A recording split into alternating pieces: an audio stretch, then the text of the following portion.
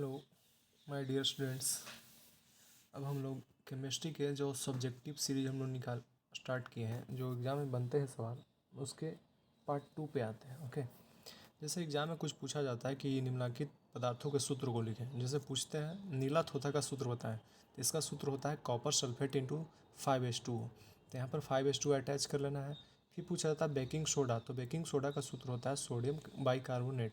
Okay, जिसका जिसे हम NaHCO3 बोलते हैं। फिर पूछा जाता है धोवन सोडा का रासायनिक सूत्र एवं इसका रासायनिक नाम बताएं। तो इसका जो रासायनिक नाम है sodium carbonate into Deka hydrate. तो इस सोडियम कार्बोनेट इंटू 10H2O, तो यहाँ पर 10H2O को ऐड कर लेना है। ओके, अब पूछा जाता है हरा थोथा का सूत्र बताइए। तो इसका सूत्र होता है FeSO4 इंटू 7H2O, जिसे हम लोग कहते हैं ferrous sulphate heptahydrate. Okay, next plaster of Paris का सूत्र पूछा जाता है कैल्शियम सल्फेट हेमीहाइड्रेट, अर्थात CaSO4 इंटू हाफ H2O होता है। ओके, आगे देख पूछा जाता है ब्लीचिंग पाउडर का सूत्र क्या है, तो कैल्शियम ऑक्सीक्लोराइड। ओके, तो CaOCl2। फिर पूछा जाता है कि कली चूना का सूत्र बताइए। तो इसका सूत्र होता है CaO, जिसे बुझा हुआ जिसे अनबूझा चूना बोलते हैं। फिर पूछा जाता है कि बुझा हुआ चूना या चूना जल या भखरा चूना का सूत्र बताइए। उसका सूत्र होता है CaOH2। ओके, तो ये सारी चीज़ आपको केमिस्ट्री के PDF में अवेलेबल है, जिसे आप लोग एक बार ज़रूर देख लीजिएगा। एक बार, दो बार, तीन बार, एग्ज़ाम से पहले उसको 3-4 बार पढ़ लेना है। आगे है एल्केन का सूत्र क्या है, CnH2n+2। फिर पूछा जाता है alkene CnH2n, alkyne CnH2n-2। Okay, आप लोग कमेंट में बताइएगा कि जिप्सम का सूत्र क्या होता है। आगे पूछा जाता है जंग लगना तथा जंग क्या है, लोहे को जंग से बचाने के 2 उपाय बताएं। तो देखिए क्या है कि जब लोहे की बनी वस्तु खुले वातावरण के संपर्क में आती है, जब लोहे की बनी वस्तु खुले वातावरण के संपर्क में आती है, तब लोहे से बनी वस्तु आर्द्र हवा से एक धीमी अभिक्रिया करने लगती है। ओके, जिससे लोहे से बनी वस्तु के परत में ह्रास होने लगता है। यह क्रिया जंग लगना कहलाती है। इस क्रिया के दौरान लोहे की वस्तु के ऊपर एक लाल परत का निर्माण होता है, जिसे जो जंग कहलाता है। अगर साधारण शब्दों में बोला जाए तो जब लोहे की बनी वस्तु को खुले वातावरण में रखा जाता है तो उसके ऊपर एक लाल परत जमने लगती है, जिस क्रिया को जंग लगना कहते हैं। और जिस लाल रंग के परत का निर्माण होता है इसे जंग कहते हैं। ओके, जंग लगने से बचाव के निम्नलिखित 2 उपाय हैं। पहला है पेंट करके, फिर है गिरीज का उपयोग करके, थर्ड है जस्तीकरण द्वारा। जस्तीकरण क्या है, तो जस्तीकरण जब लोहे की बनी वस्तुओं पर जस्ता का परत विद्युत अपघटन क्रिया द्वारा चढ़ाया जाता है, इस क्रिया को हम जस्तीकरण कहते हैं। ठीक है, आगे पूछा जाता है जिंक के निष्कर्षण को लिखें। ये पूछता है एग्जाम में कि जिंक का निष्कर्षण उसका ऐसे कैसे होता है। तो मुख्यतः जिंक अर्थात जस्ता का निष्कर्षण मुख्यतः कैलेमाइन, जो इसका एस्क है, जिसका रासायनिक सूत्र ZnCO3, जिसे हम जिंक कार्बोनेट कहते हैं, तथा zinc blende ZnS, zinc sulphide एस्को द्वारा होता है। अर्थात जो जिंक का निष्कासन होता है, निष्कर्षण होता है, इसके 2 एस्को से होता है, कैलेमाइन या जिंक ब्लेड से। ओके, पहला है जिंक कैलेमाइन से। तो कैलेमाइन से कैसे होता है, तो कैलेमाइन से कैसे होता है, कैलेमाइन को निस्तापन क्रिया द्वारा जिंक ऑक्साइड में प्राप्त किया। जिससे देखिए जिंक कार्बोनेट को हम लोग जब निस्तापन क्रिया से जब गुजरता है तो ये जिंक ऑक्साइड और कार्बन डाइऑक्साइड में बदल जाता है। आप लोग को निस्तापन क्रिया इसके पहले वाले वीडियो में बताया गया था कि जब कार्बन अयस्कों को वायु की अनुपस्थिति में गर्म किया जाता है और उसका उस अयस्क का धात्विक ऑक्साइड प्राप्त होता है, इस क्रिया को हम क्या बोलते हैं, निस्तापन। आगे देखिए, जिंक ऑक्साइड को कोयले की चूर्ण के साथ गर्म करने पर, अब जिंक ऑक्साइड को कोयला के चूर्ण से गर्म करने पर क्या प्राप्त होता है, जिंक धातु प्राप्त होता है। क्यों है इसका कारण हम बताते हैं। बेसिकली क्या होता है, जब जिंक ऑक्साइड कार्बन से अभिक्रिया करता है तो कार्बन क्या होता है, एक कार्बन क्या करता है, ऑक्सीजन को अपने साथ मिला लेता है, जिससे जिंक ऑक्साइड जो होता है अब सिर्फ जिंक बच जाता है। ओके, अब देखिए जब जिंक ऑक्साइड कार्बन के साथ अभिक्रिया करता है तो कार्बन ऑक्सीजन से अभिक्रिया कर लेता है और यहाँ पर क्या होता है, जिंक आपका बिल्कुल आपका बाहर हो जाता है, जिससे हम जिंक प्राप्त कर लेते हैं। तो जिस भाषा में लिखा गया उस भाषा में आप लोग एग्जाम में लिखिएगा। काफ़ी साधारण से भाषा में लिखा गया है आपका आंसर।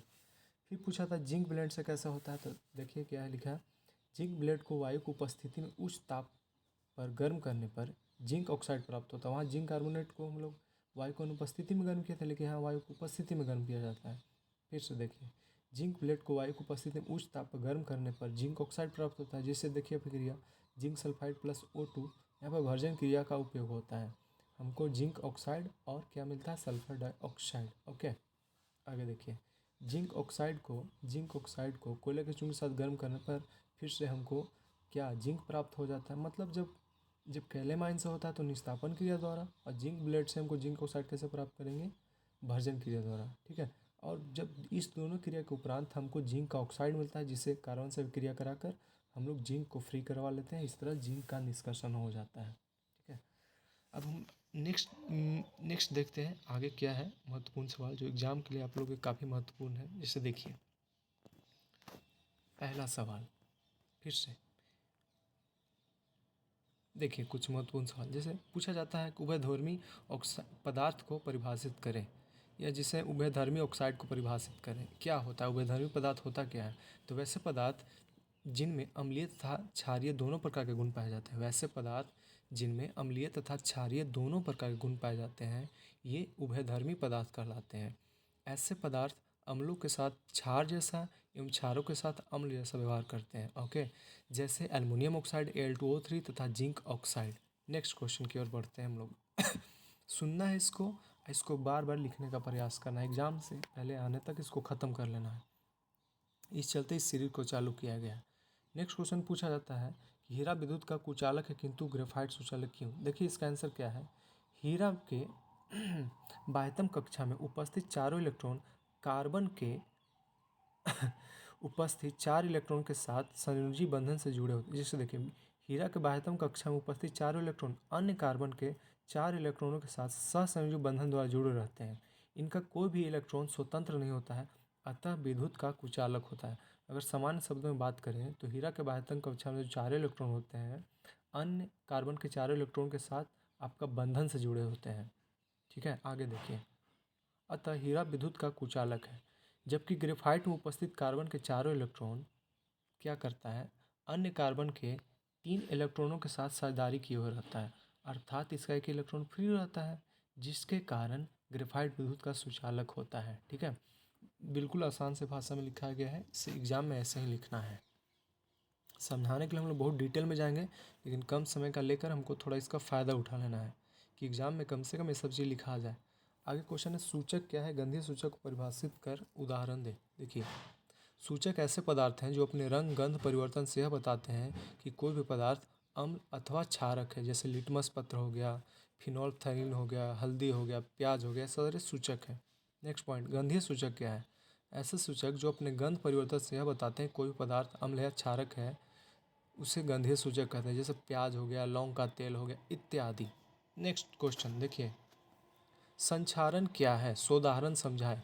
जब धातुओं को वायुमंडल के संपर्क में रखा जाता है तब वायुमंडल में उपस्थित गैसों तथा नमी की उपस्थिति से धातु धीरे धीरे नष्ट होने लगती है। देखिए जब धातुओं को वायुमंडल के संपर्क में रखा जाता है तब वायुमंडल में उपस्थित गैसों, रसायनों तथा नमी की उपस्थिति से धातु धीरे धीरे नष्ट होने लगती है। इस क्रिया को संक्षारण कहते हैं। जैसे लोहे में जंग लगना, चांदी की चमक फीकी होना, कम होना, तांबे के बर्तन पर हरी परत जमना, ये सब सारा का सारा आपका संक्षारण का उदाहरण है। ठीक है, आगे देखिए, आगे क्वेश्चन पूछा जाता है आयनिक यौगिक तथा सहसंयोजी यौगिकों का सोदाहरण समझाएं। तो सबसे पहले देखिए आयनिक यौगिक क्या होते हैं। वैसे रासायनिक यौगिक जिनका निर्माण इलेक्ट्रॉनों का स्थानांतरण के परिणाम स्वरूप होता है, अर्थात जैसे जो यौगिक रासायनिक यौगिक, जैसे देखिए ये ऐसे यौगिक होते हैं जिनका निर्माण इलेक्ट्रॉनों के स्थानांतरण के परिणाम स्वरूप होता है। ठीक है, इन्हें हम आयनिक यौगिक कहते हैं। ठीक है, हाँ एक मिनट आप लोग थोड़ा सा नेक्स्ट पेज हम लोग निकाल लेते हैं। 6 नंबर्स क्वेश्चन। देखिए आयनिक यौगिकों के बीच मजबूत आकर्षण बल होता है, अर्थात या आयनिक बंधन से होता है। देखिए जो आयनिक यौगिक होते हैं इनका निर्माण आयनिक बंधन के परिणाम स्वरूप होता है। इनके कुछ गुण होते हैं, जैसे इनका क्वथनांक और गलनांक काफ़ी उच्च होता है। जैसे सोडियम क्लोराइड है एक आयनिक यौगिक है जो आयनिक बंधन के द्वारा बना होता है। ये बना है किन किन आपका किन किन आयनों से, जैसे सोडियम आयन हो गया और क्लोराइड आयन हो गया। देखिए ये जो आयनिक यौगिक होते हैं उसमें 2 आयन होते हैं, एक धन आयन होता है, एक ऋण आयन। जैसे सोडियम क्लोराइड है तो इसमें धन आयन सोडियम हो गया और ऋण आयन क्लोराइड आयन हो गया। कैल्शियम ऑक्साइड, कैल्शियम आयन हो गया प्लस आयन और ऑक्साइड आयन हो गया ऋण आयन। आगे देखिए, देखिए आगे क्या पूछा जाता है कि चिप्स की थैली में कौन सी गैस भरी जाती है और क्यों। तो ये आपको पता है कि चिप्स की थैली में नाइट्रोजन गैस भरी जाती है जो चिप्स को ऑक्सीकृत होने से रोकता है, जिससे चिप्स काफ़ी दिनों तक थैली में खराब नहीं होता है।